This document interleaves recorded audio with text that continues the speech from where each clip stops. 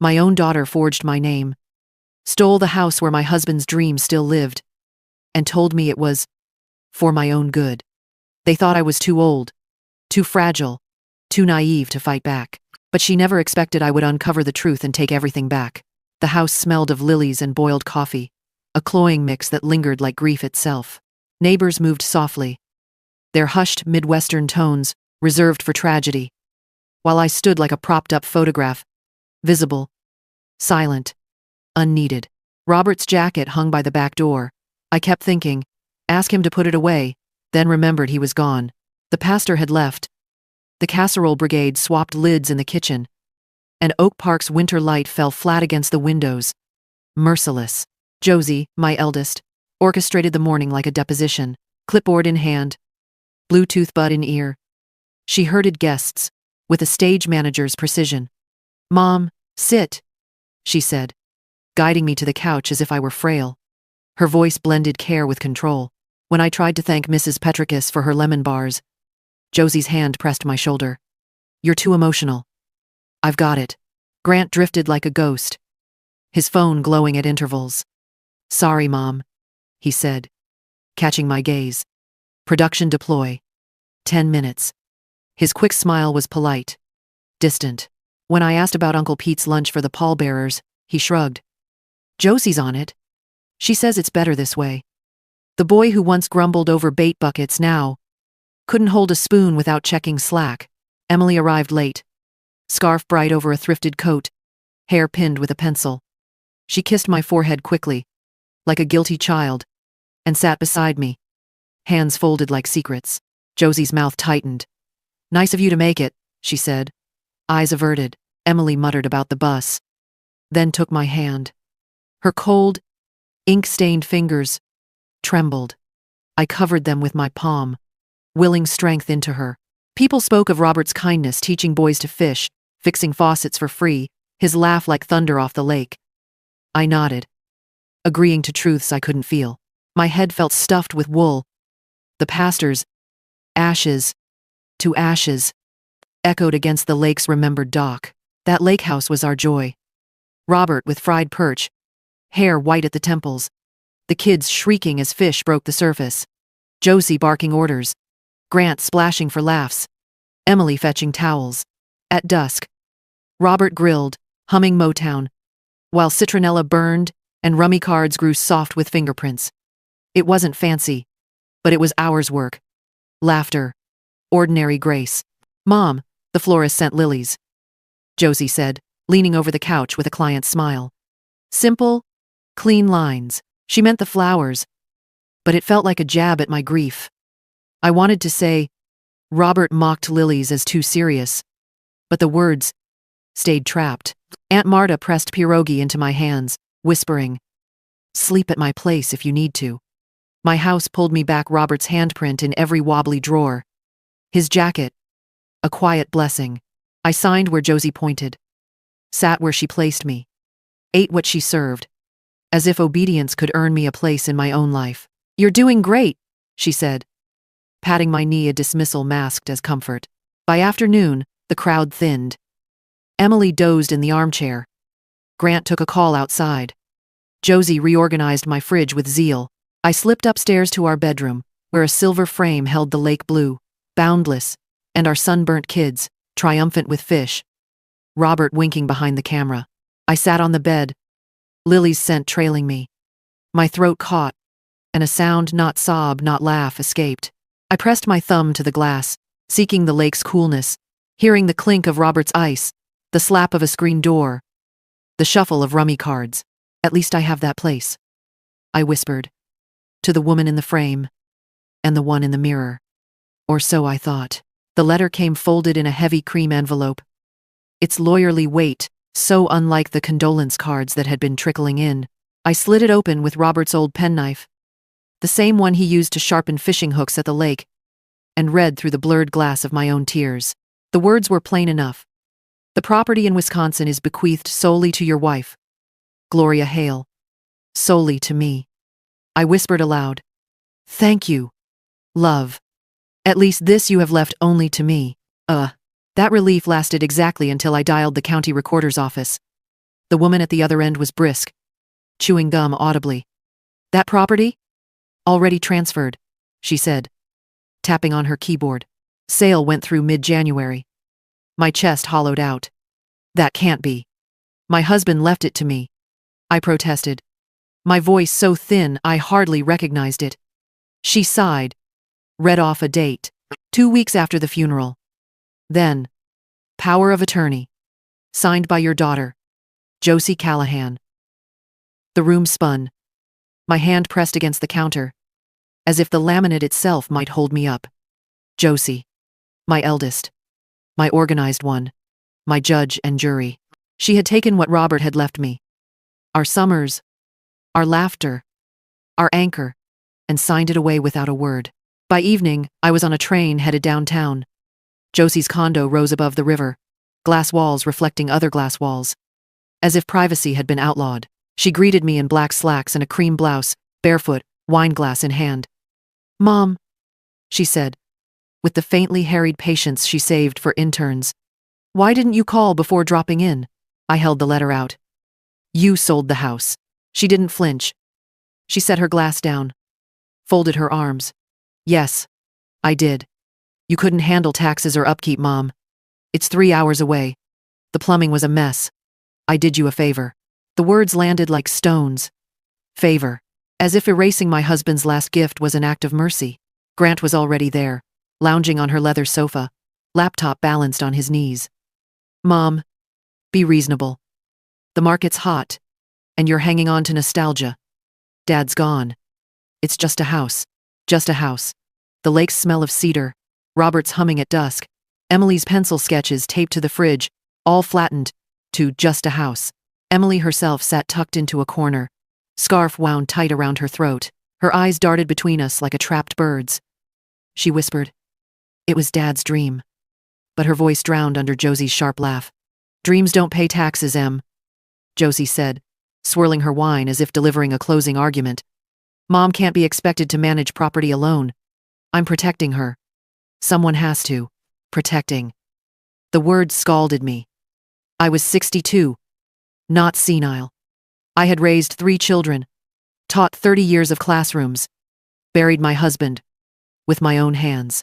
Yet here, in my daughter's condo, I was cast as a helpless ward, a liability to be managed. I felt my throat tighten, heat rising behind my eyes. "Robert left it to me," I said, my voice low, trembling but steady. "Not to you. Not to the market. To me." Josie's smile turned thin. Professional. "Mom, you'll thank me later." Grant nodded. Emily shrank back. And I stood in the center of all that glass and steel, stripped of the life Robert had meant me to carry forward. When I finally walked out, the night had opened into rain, slicking the sidewalks, blurring the towers. I didn't raise my umbrella. I let it soak me. The city lights running like paint across wet streets. Under my breath, to the ghost that walked with me, I said, "They think I can't stand on my own, Robert. But they will see." The lake house stood quiet when I pulled into the gravel drive. The new owners had not moved in yet, but already the place felt stripped of its heartbeat. I stepped out of the car, and the air smelled of damp earth and cedar. Only now it seemed fainter, like a memory dissipating in the wind. Inside, the furniture had been cleared, leaving behind faint outlines on the wooden floor where chairs once stood. The silence pressed on me like weight. I closed my eyes, and in that stillness, I could almost hear it again. The squeal of children's feet slapping against the dock, Robert's deep laugh carrying from the grill, the crackle of wood in the fireplace. I went down to the basement, more out of instinct than intention. The light bulb above the stair flickered, as if reluctant to shine. I remembered how Robert had always been the one to change it, grumbling about cheap wiring. The air was musty, with that peculiar mix of damp cement and old paint. My hand slid along the wooden panel near the workbench, and I felt something unusual, a slight give beneath the surface. "Curious." I pressed, and a small panel shifted aside with a groan. Behind it was a square of cold metal, a safe. My pulse began to pound. We had never spoken of a safe. Kneeling, I brushed away the dust, heart hammering in my throat. The combination dial was worn, as though Robert had used it often. I tried his birthday. The click of the tumblers sounded like a voice from beyond. Slowly, the heavy door swung open. Inside lay a stack of journals, their covers leather-worn and softened by years of handling. On top rested a folder of papers stamped with Robert's signature. I lifted the documents first, my hands trembling. They detailed a scholarship fund set up quietly, in his name, but tied directly to the income from renting this house during summers. It wasn't just money, it was his dream. To send underprivileged children in Chicago to college. To give them the chance he had always said education had given him. The journals fell open easily, as if eager to be read. His handwriting sloped across the pages, steady and familiar. I read one line aloud. This house will keep working even when I no longer can. These walls will send children further than we ever went. I pressed the journal to my chest. Tears came hot and fast. Not the tears of grief that had washed over me for weeks, but tears of rage and recognition. Josie hadn't just sold a property, she had cut the legs out from under Robert's vision. My husband had planned for a legacy, and his own daughter had jeopardized it, in the name of practicality. I sat there in the cold basement until the shadows lengthened, the words burning themselves into my mind. By the time I drove back to Oak Park, the pages were beside me on the passenger seat, as precious as scripture. That night I called Clara. She had been my friend since we both taught in the same school district. Widowed young, she had a toughness born of necessity, but her voice on the phone was warm as always.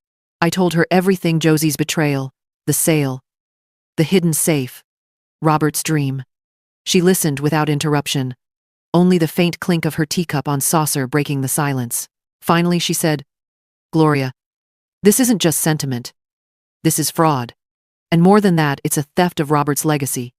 You can't let her get away with it." Where I had been wavering between despair and fury, Clara's words pulled me upright. She promised to help me look into the finances, to see what had been done, and how it could be undone. When I hung up, I opened the journal again. Robert's words seemed to glow beneath the lamplight. Quiet, but unyielding. I stroked the page with my fingertips, as if I could touch him through the ink. "I won't let her erase you," I whispered into the stillness. "The house, the fund, the children who would one day sit in classrooms because of Robert, none of it would be lost. Not while I still breathed." Grant's apartment looked like a showroom more than a home. Glass tables without fingerprints, white walls without photographs, leather couches that no one seemed to sit on. I had carried Robert's journal in my handbag, the leather worn soft, like a talisman. Tonight, I would not let them dismiss me as fragile. They were already gathered around the sleek dining table. Josie pouring wine with the casual authority of a host. Grant adjusting the settings on the thermostat from his phone. Emily hunched in her chair, scarf coiled around her like armor. The table itself stretched longer than our old dining table at home, but somehow, I felt smaller sitting at it. A trespasser, in my own children's company. I placed the folder on the glass. "I know what you did," I said, keeping my voice steady. My hand rested on the papers. Clara had found proof of Josie's forgery. Signatures that weren't mine. Documents doctored with a precision I would have admired if it hadn't cut me open. "You never had power of attorney. You forged it. You sold the lake house behind my back." For a moment, silence reigned, the air heavy with the clink of silverware. Then Josie laughed, sharp and dismissive, tilting her head as if I were a student, answering wrong in class. "Oh, Mom, you can't be serious. Do you even know how complicated those papers are? You're too naive to understand these things." She sipped her wine, eyes sparkling with condescension. "Honestly, you should be grateful. I've saved you from drowning in bills and lawsuits." My throat tightened, but I pressed on.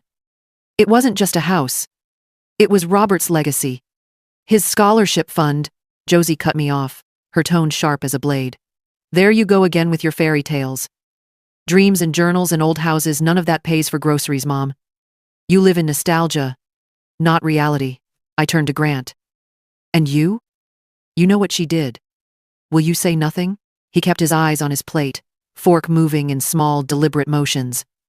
"Let's not make this dramatic," he muttered, his voice low, as though speaking too loud might burn him. "What's done is done. The house is gone. We should move forward." My chest ached, not just from his words, but from the cowardice behind them. Robert had taught him to sail, to tie knots, to look storms in the face. Now he couldn't even look at me. Emily's chair scraped against the floor. She stood, her face flushed. Enough. Do you even hear yourselves? Mom is sitting here begging you to respect Dad's dream, and all you can talk about is efficiency and not making drama. Josie, you don't get to decide what's reality for everyone else. And Grant, her voice cracked, hiding behind silence, doesn't make you neutral. It makes you complicit. Josie's lips thinned. Emily, don't start. But Emily had already snatched her coat, eyes blazing with a mixture of fury and despair. I can't stay here. I won't watch you tear her apart. She stormed out, the door slamming with a sound that seemed to reverberate down my bones. The silence that followed was worse than shouting. I felt the 3 empty seats around me like judgment. My children, my blood, my life's work arrayed not as companions, but as adversaries. The dinner table was no longer a place of bread and laughter. It was a battlefield, and I was outnumbered. I rose slowly, clutching the folder to my chest. No one stopped me. Josie refilled her glass. Grant's fork scraped faintly against porcelain. Their indifference cut deeper than hostility. By the time I reached my car, the night air was sharp. I sat gripping the steering wheel, tears sliding hot and unrestrained. Decades of sacrifice suddenly seemed meaningless. They did not see me. They did not respect me. They did not even need me. At home, I sank into the armchair where Robert once read the newspaper, the journal heavy in my lap. I flipped it open with shaking hands. And there, in his neat, patient handwriting, I read the line again. You're stronger than you know. The words lit through me like a match struck in the dark. My hands gripped the journal as if it were a weapon, as if Robert himself had placed it in my grasp. I whispered into the silence. They think I am finished, but they don't know me yet. The lawyer's office was small, tucked between a laundromat and a shuttered bookstore, on the west side of Chicago. The carpet smelled faintly of dust and coffee, and the fluorescent light buzzed like an anxious bee. It was not the kind of place Josie would have stepped into willingly. And yet, as I sat across from the young attorney, Clara had found Michael Hayes. With sleeves rolled up and glasses slipping down his nose, I felt something unfamiliar. The beginnings of hope. He had read every page Clara and I had collected. The forged power of attorney. The rushed sale. The records linking the buyer to Josie's law firm. He tapped a pen against the folder, eyes alight with conviction. Mrs. Hale, this isn't just unethical. It's illegal. You have a strong case. The word strong rang through me like a bell. For weeks I had been cast as weak, naive, incapable. But here was someone who saw not only the fraud, but the strength in standing against it. Clara squeezed my hand under the table, her grip steady. Filing the lawsuit was both exhilarating and terrifying. As the papers slid across the desk for my signature, my hand trembled. It was not fear of losing that shook me. It was the enormity of what I was beginning. The first open defiance of my eldest child. I signed anyway, the pen pressing grooves deep into the paper. But defiance has a cost. Within days, my access to the trust Josie controlled was frozen. The automatic payments bounced. The electricity company called. A pink slip arrived from the mortgage office. When I called Josie to ask why, she answered with that clipped, businesslike tone she saved for strangers. Mom, you're being manipulated. Filing a lawsuit was reckless. I had no choice but to protect the assets. It's for your own good. Then she hung up. That, for my own good. The words had become her refrain. But now they felt like shackles, bills piled up on the kitchen counter. Each envelope heavier than the last. I had no choice but to start selling. First went the wedding china, wrapped carefully in newspaper, and carried to a pawn shop that smelled of metal and regret. The man behind the counter barely looked at it before naming a price. I nodded, though my heart cracked with every plate. Robert had saved 3 months' salary to buy that set after our wedding. Each dish sold was like erasing one anniversary at a time. Next came Robert's watch. Heavy, with a leather strap that had absorbed his scent over the years. I held it to my cheek before slipping it across the glass counter. The pawnbroker whistled, called it a fine piece, and handed me cash that felt dirty in my palm. I walked out clutching the bills, as if I had bartered away, not just an object, but a memory. Piece by piece, my home thinned. Yet strangely, as the shelves grew emptier, something inside me grew firmer. Poverty humbled me. Yes, but it also stripped away the illusions I had carried. Illusions of safety, of deference to my children, of dependence. Every object I lost became a small stone thrown into the river, making space for the current of resolve to run stronger. One evening, Clara came by with groceries. She looked at the bare cabinets and shook her head. "Gloria, they think they can starve you into surrender. Don't let them." I smiled faintly, folding the receipt from the pawn shop into Robert's journal. "I won't. Not now." The journals had become my scripture. Whenever doubt clawed at me, I opened them and let Robert's words steady me. His plans for the scholarship, his belief in ordinary people doing extraordinary good. I began to see myself not as a helpless widow but as a steward of that dream. At last, the lawsuit papers were ready for filing. I sealed them into a large envelope, the weight of it heavy, final. Walking to the post box, I felt the cold wind sting my cheeks, as if urging me forward. I slid the packet into the slot, the metal door slamming shut. With a sound like judgment passed, I stood there on the sidewalk, hands trembling, heart pounding. Then I whispered, so softly, only the night air could hear, "This is for you, Robert." The courthouse rose above me like a fortress, its stone pillars casting long shadows over the steps. I stood there for a moment, clutching Robert's journal to my chest, feeling as small as I had ever felt. The people flowing in around me moved with purpose, lawyers in crisp suits, clerks with files pressed to their sides, reporters with quick eyes. I was just a widow in a plain dress, my shoes worn from too many train rides, yet I forced myself up those steps, each one heavier than the last, until the great doors swallowed me inside. The courtroom smelt of varnish and paper. The air hushed, except for the shuffle of feet. My lawyer, Michael Hayes, guided me to the table. His presence, a thin but steady shield. I kept my eyes down until I heard the sound of heels striking marble. Josie entered. Her hair gleamed under the fluorescent lights. Her navy suit cut sharp as armor. On either side of her walked two senior partners from her firm, their briefcases polished, their expressions like polished glass. She looked radiant, confident, untouchable. She did not glance at me as she passed. The hearing began. Arguments were made, motions filed. I barely heard them. My heartbeat filled my ears. When my name was called, my knees shook as I rose, the journal heavy in my hand. I walked to the stand, palms damp, throat dry. I placed the journal before me, its worn leather suddenly, the only solid thing in the room. I began to speak. My voice trembled at first, thin as paper. My husband, Robert Hale, left this house to me.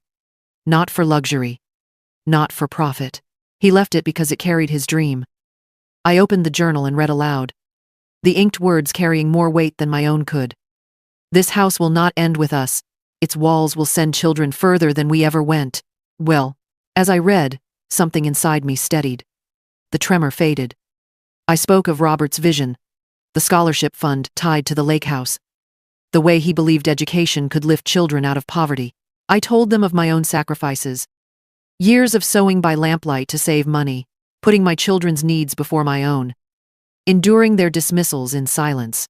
And then I spoke of betrayal, how my eldest had taken his legacy, signed away my rights, and told me it was for my own good. My voice cracked then, but I did not stop. When I finally looked up, the courtroom was changed.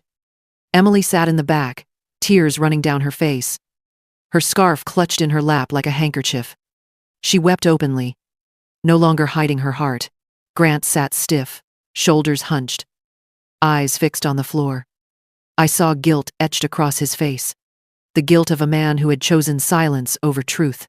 The opposing counsel rose, sharp in tone, but under questioning Josie's composure began to fray. Her answers grew clipped, defensive. Finally, pressed too tightly, she admitted it. Yes, she had signed the papers herself. Yes, she had used her legal knowledge to make it appear legitimate. but she insisted, chin lifted high, that it had been for Mom's best interest. The judge's eyes narrowed. Your mother's best interest is not for you to decide, he said firmly, his gavel tapping once, sharp as a shot. The silence that followed was final. The ruling came swift. The lake house was to be restored to me. The scholarship fund, reinstated. Josie's firm would face review for misconduct.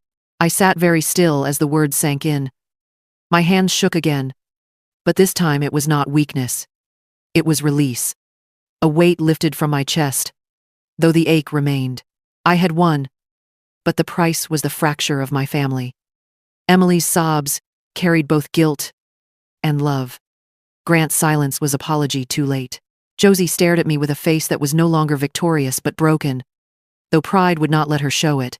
When I stepped out of the courthouse, the summer sun struck my face full. I closed my eyes and breathed deeply, the warmth soaking into my skin. I clutched Robert's journal to my chest, and for the first time since he had gone, I felt not abandoned but seen. I was no longer invisible, I whispered, and let the light carry me forward. The lake house looked wounded when I first returned to it that summer. The shutters hung crooked, the paint peeled in long strips. Weeds had crawled up from the earth and wrapped themselves around the porch rails, as if laying claim to what Josie had nearly erased. But it was mine again. The court papers had declared it. Robert's journals had willed it, and my own stubbornness had fought for it. Standing there in the sunlight, I touched the railing and whispered, "We're home." The days that followed were filled with work. I hired local carpenters to repair the sagging roof and repaint the walls in the same pale yellow. I planted flowers along the path, kneeling in the dirt, until my knees ached, dirt under my nails, sweat streaking my cheeks. Yet every ache felt like revival, every blossom like defiance. Inside, I scrubbed the wood floors until they glowed, hung fresh curtains, polished the windows. The house was no longer an empty shell. Slowly, it began to breathe again. One afternoon, Emily arrived with a duffel bag slung over her shoulder. She looked hesitant, as if unsure whether she would be welcomed. But when I opened the door, her eyes filled. "Mom," she said simply, and I held her as if she were still a child, returning home from school. For days, she worked beside me, painting trim, hammering nails, sweeping dust. In the evenings, we sat on the porch with iced tea, watching the lake change color in the shifting light. One evening, she put her brush down and said, her voice low, "I misjudged you.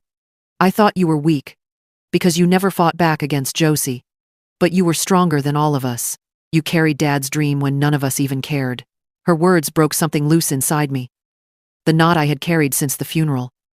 I laughed then, a laugh raw with tears, and Emily laughed too. For the first time in years, we shared not just a roof but a bond, tentative but real. When the house was ready, I invited the first group of scholarship children. 10 of them, boys and girls from the city, wide-eyed at the sight of the lake. They ran down to the dock shrieking just as my own children once had, splashing each other, skipping stones. I stood on the porch, hands folded, watching their joy ripple out across the water. In their laughter, I heard echoes Robert's voice humming Motown by the grill, my children's feet on the dock, the old card games, on summer nights.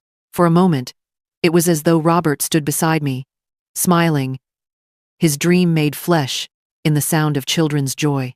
Josie did not come. I did not expect her to. But a letter arrived, postmarked from Chicago. The handwriting was precise, as always. "Mom, I can't face you yet. I see what I did, and I regret it.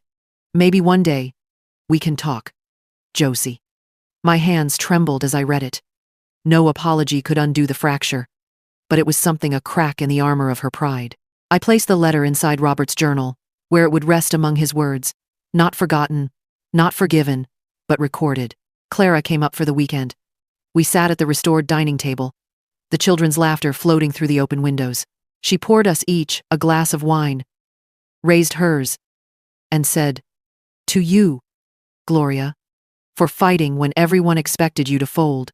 I touched my glass to hers, my throat too full for words. As I watched the children chase fireflies near the water's edge, I realized something with sudden clarity. I was no longer defined by what Josie thought of me, or by Grant's silence, or even by Emily's guilt. I was not the fragile widow they imagined. I was a woman who had fought, lost, endured, and reclaimed. For the first time in years, I wasn't just surviving, I was living. I learned, through grief and betrayal, that strength doesn't always roar. It sometimes whispers in the quiet moments, when you choose not to give up. For years, I believed sacrifice meant letting others decide my worth. But I see now that dignity is something you must claim for yourself, no matter your age. Robert's dream taught me that it is never too late to protect what matters and to fight for the legacy you wish to leave behind. If my story touched you, don't forget to like, share, and subscribe for more grandma revenge stories that remind us of our strength.